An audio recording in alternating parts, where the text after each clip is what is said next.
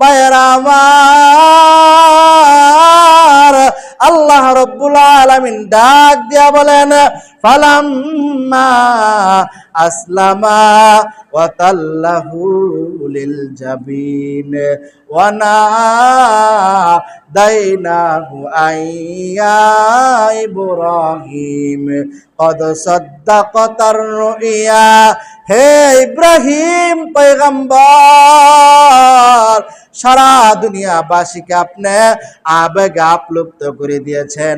আমার সন্তুষ্টির জন্য আপনার কলিজার টুকরা সন্তানকে জবাই করার জন্য প্রস্তুতি নিয়েছেন। ও পয়গম্বর, আপনি আপনার স্বপ্নকে বাস্তবে পরিণত করেছেন। আমি তো সত্যিকার অর্থে আমি আপনার সন্তানকে চাই নাই।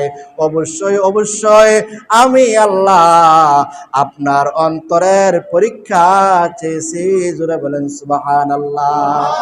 এই জন্যই তো আল্লাহ রাব্বুল আলামিন পবিত্র কোরআনে কারীমের মধ্যে ঘোষণা দেয়, লা ইয়ানালাল্লাহ লুহুমুহা ওয়ালা দিমাউহা ওয়ালাকিন ইয়ানালুত তাকুল্লাহা মিনকুম।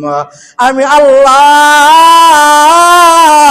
তোমাদের কুরবানির গোশত চাই না। আমি আল্লাহ রাব্বুল আলামিন তোমাদের কুরবানির রক্ত চাই না।